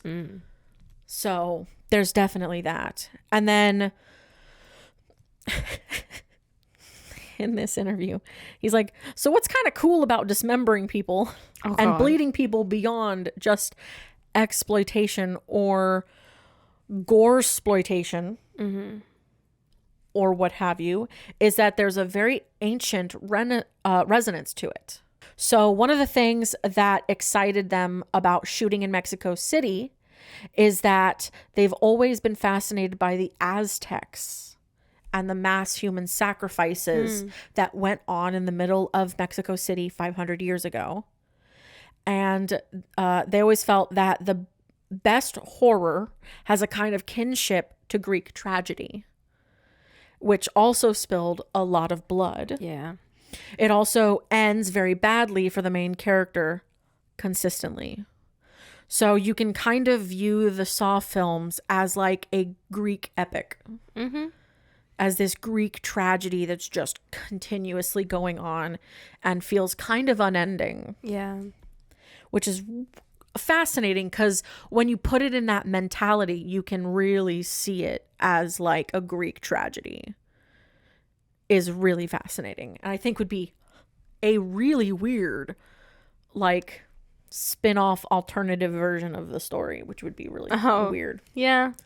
Be very fascinating to see. Ancient Greece. Yeah. So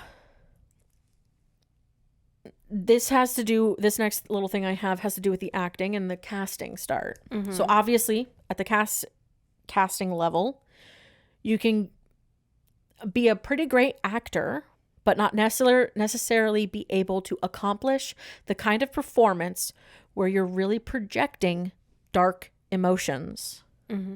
So this had to do with the comment that you made in the last one. Yeah, where I was like, well, it's not really hard to climb through some barbed wire and scream, which is what that guy did. Whereas, particularly in the case of male actors, fear, just that kind of pee in the pants fear. Yeah.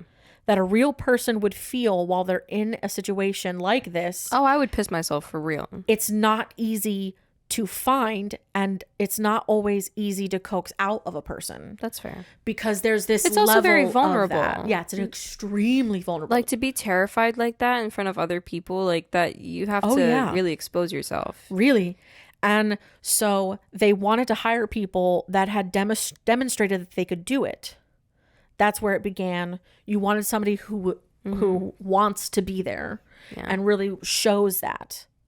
So that was a really fascinating idea, that there's this like method where you can, when they're watching the auditions, you can really see which people are more and less likely to give you the kind of performance you're looking for. Yeah. Which is definitely interesting.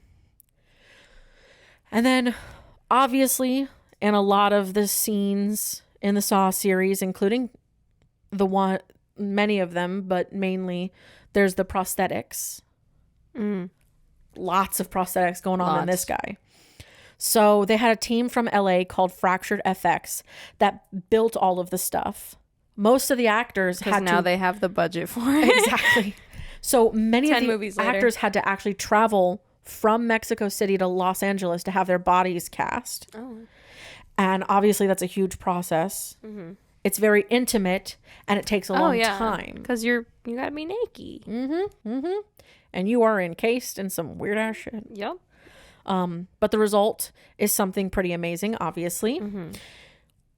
When you're in a saw trap where there's mechanical parts that have to be choreographed with what the actor is doing, with what the prosthetic team is doing, Yeah. there's generally at least one person pumping blood. You've got lighting cues happening. There's a lot that can go wrong. So if you just cut into a prosthetic of which there exists only one in the known universe, Oof. it's a big fucking deal. That's a lot of You pressure. gotta get it right You have to get it right. the first time. So obviously I'm sure lots and that's lots of rehearsal. really scary for an actor Yeah. to know that, like, if I fuck up, That's it. that's it. And we just have to go with it or cut it completely, Yeah. which may change the whole story, which is wild. So you obviously don't want to get so distracted by something that you blow the performance at that key moment. So there's a lot of rehearsal involved and just a lot of pumping up. So they had to pump up the actors. The actors had to get in the right place.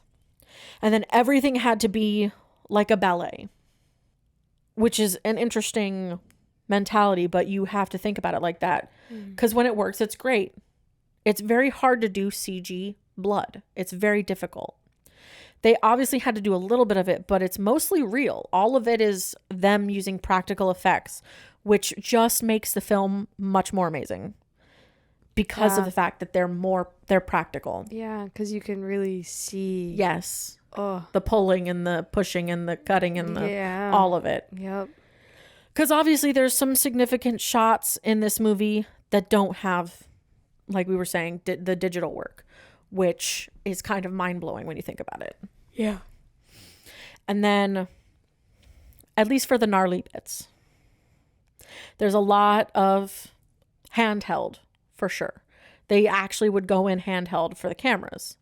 So they wanted to play on an homage to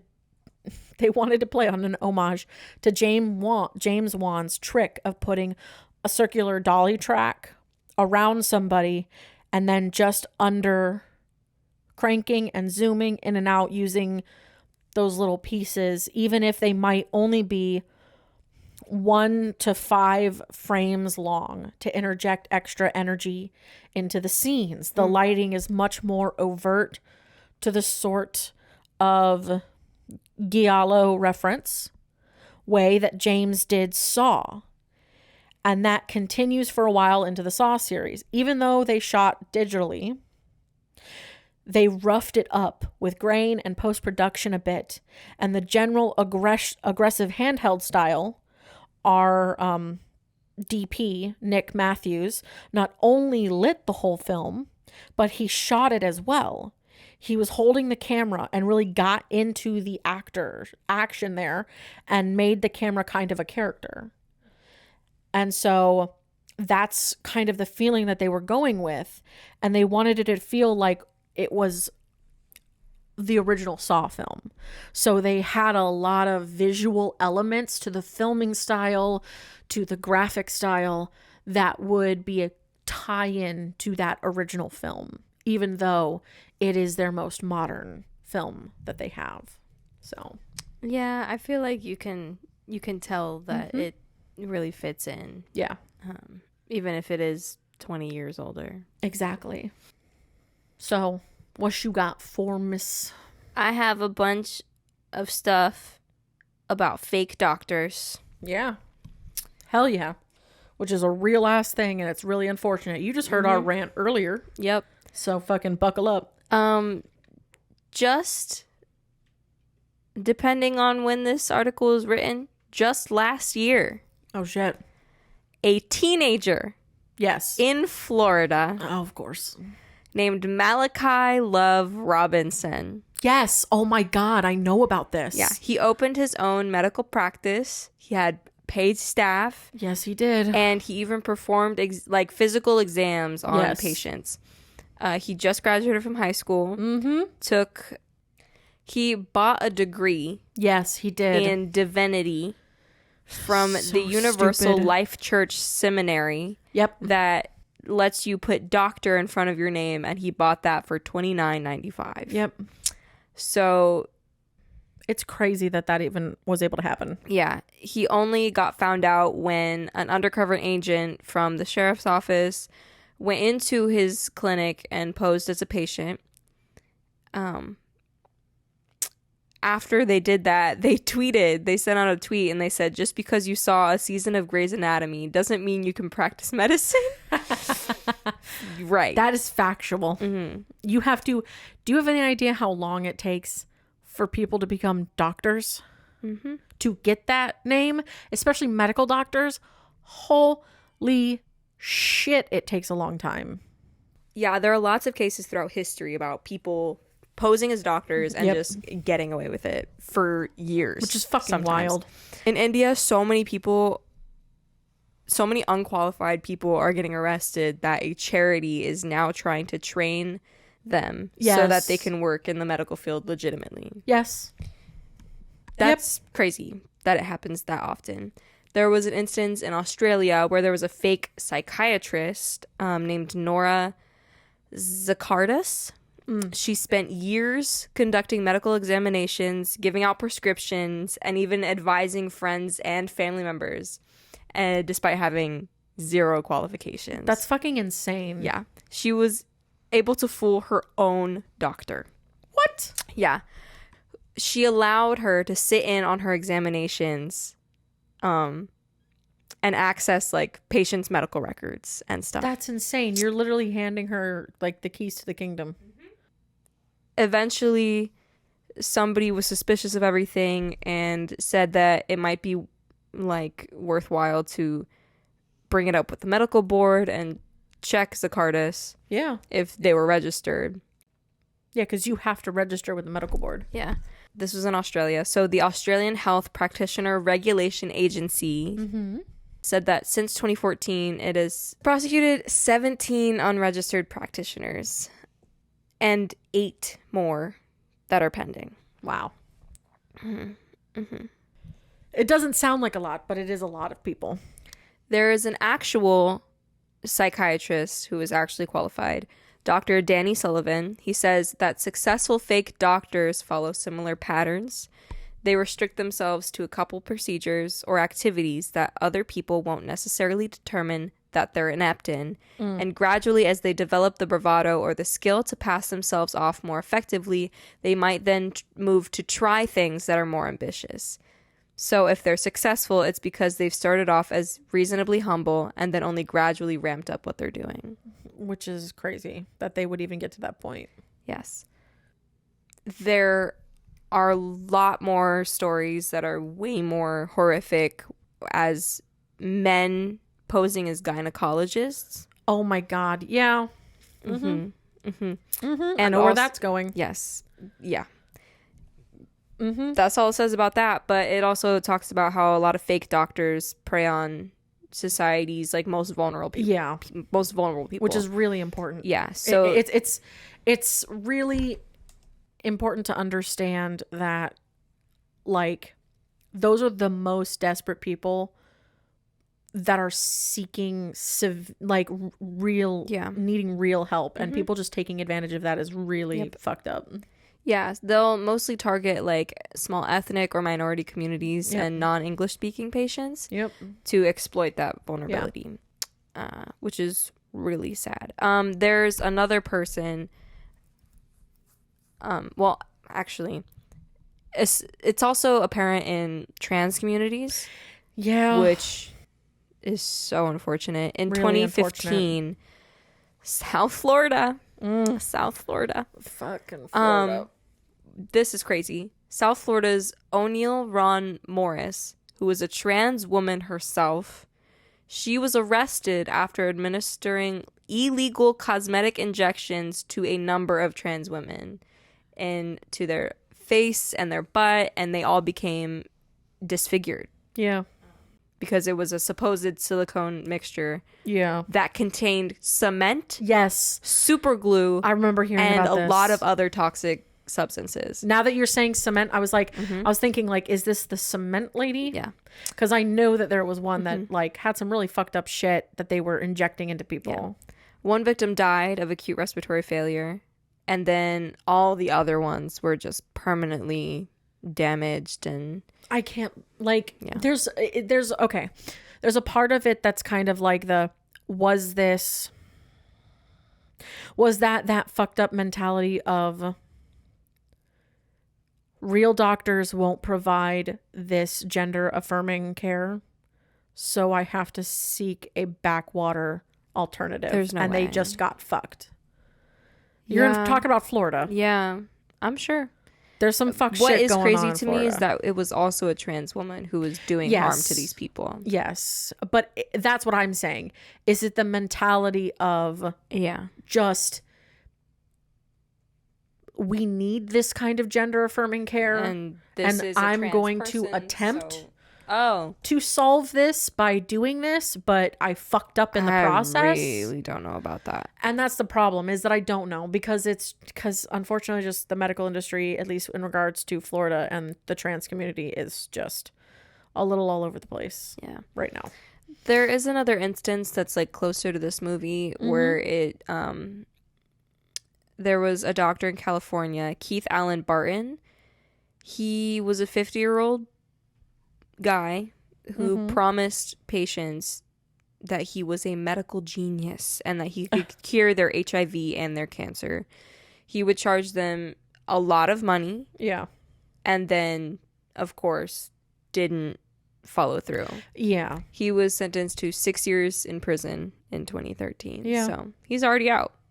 I mean, it's not accurate to what we're talking about necessarily, but it's got like that similar vein of someone lying to you about medical shit resulting in someone having criminal action put against them. Is making me think about Gypsy Rose.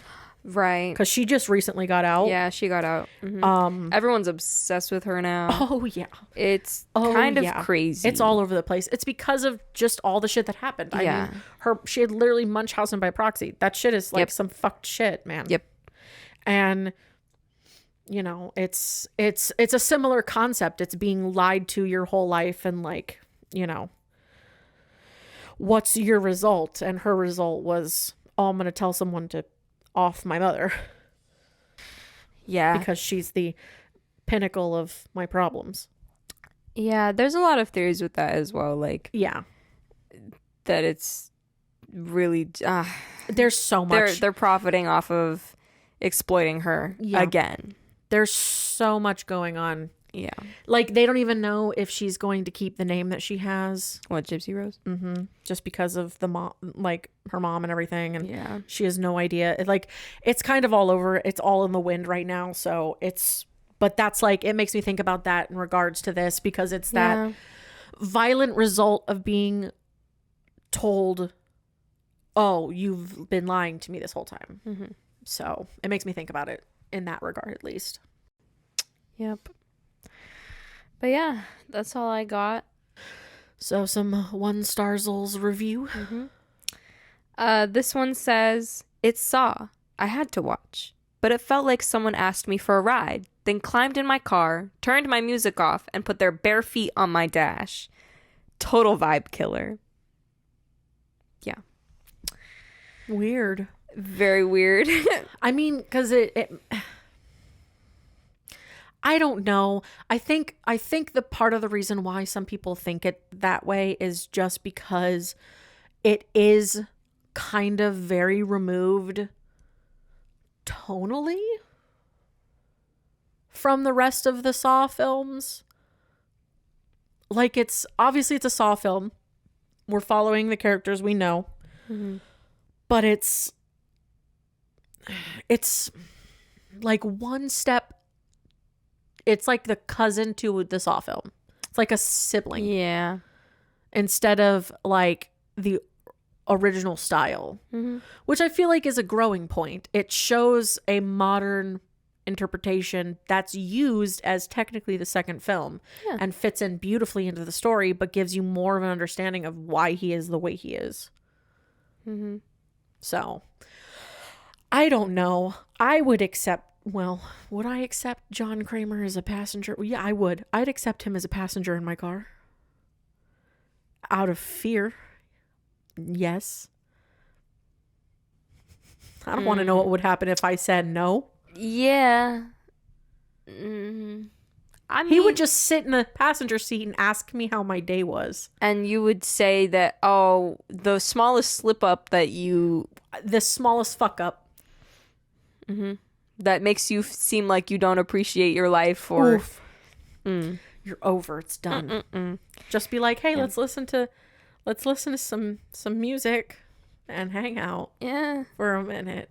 Where do you need to be dropped off? How long am I going to be in the car with you?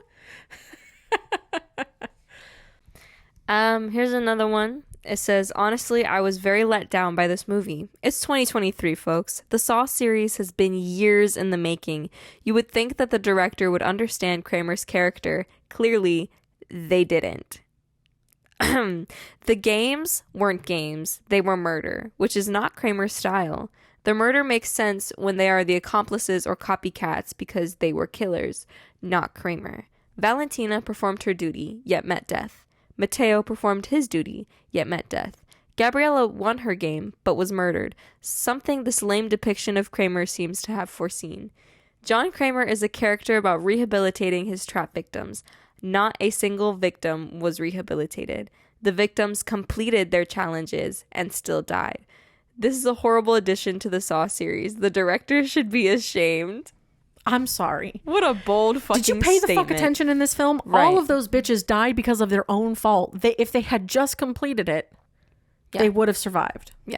But because they just hemmed and hawed for so long at the beginning, each one of those motherfuckers spent so much time just hemming and hawing and bitching and freaking. And I'm just like, just do it. What are you wasting your time? But like, that's what I'm saying. Like, you at only that point, have it a is few like, minutes. Just if fucking do you it. were in that situation, because I'm thinking if I were in that situation, I'd be dead. I'd be dead. I'd be dead. I would have cut straight through my leg. I would have just fucking full on. I would have blacked out, but I would have lived. Oof. Oof.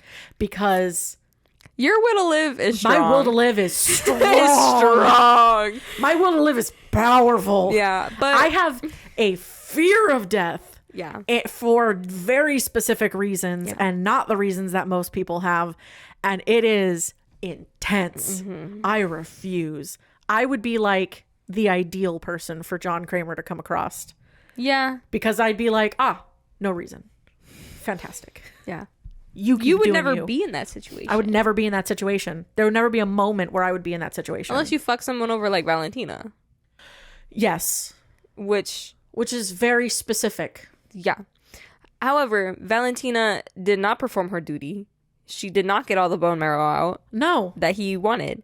Mateo did not perform his duty. He did No. not get all the brain out No. that was needed. Because they hemmed and bitched and hawed for too fucking long. Gabriella won, But John Kramer didn't murder her. John Kramer didn't murder her. That was Cecilia. He was pissed that she got killed. Yeah. Because she was supposed to be left alive. That was not a part of his plan. He said John Kramer is a character about rehabilitating his trap victims. Not a single victim was rehabilitated. Again, Gabriella never got the chance to be rehabilitated because she fucking was murdered. And the person who murdered her deserved to die. Yep. Because they were literal villains. He gave the other ones chances. They just fucked up and took too long. Gabriella was the only one who was like, fuck it. And she's the only one who successfully got out of her fucking trap. Yeah. Literally the only one. Some wild shit. Yeah. Some wild shit, man. Anyway, I think Yeah. I'm going to end it there. Yeah. So That's what I got. pretty good. I mean, so obviously this is our kickoff for our Summer of Blood. Even though it's not really summer, it No. is spring. It is spring. It is our spring. And it is still cold. Yeah, we are springing the gore onto you. Yes, yes we are.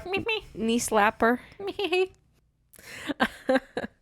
But, you know, it follows suit with the rest of some of the films that are coming out that'll be kind of more classics, but are, you know, bloody filled and creepy and all that kind of stuff. For sure. But we definitely saw that this was the perfect month for it.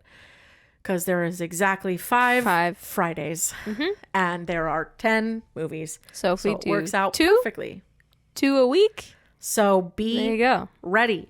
This whole month is nothing but Saw And gore. and gore and blood. Not that we're really going into depth about. The blood. But it's there. I feel like mostly we talked about doctors in this. Well, yeah. We talked a little bit of the blood. Yeah. A little bit of that. We got into some of the gory stuff. Yeah. We talked about poop chocolate. Yeah. So, you know, Yeah. Yummy. gross. Just makes me think about trick or treat and the poop throw up, the like chocolate throw up. No, Oh, yeah. No thanks. Gross. Yeah. I Gross. mean, you know, I liked this conversation. Yeah. It was very back and forth, very Yeah. bouncy. Yeah. Bounced around a lot. So obviously next week will be our Saw Part 2. Woot woot. So look forward to that. You know, do the thing. Like, comment, subscribe, 5-star review. Tell us. I mentioned that coma theory. Tell us what you think. Do you think that that could be a possibility? Send us an email at horrorunmasked@gmail.com. Then obviously go over and follow us on Instagram and Twitter at Horror Unmasked. Listen to us on Spotify and iTunes at Horror Unmasked Podcast, and subscribe to our YouTube channel at Horror Unmasked Podcast. Eventually we will be adding some more things. Look forward to that into the future. Indeed. And I think with that, There's only one thing left to ask. Will you fear? or will you fear not?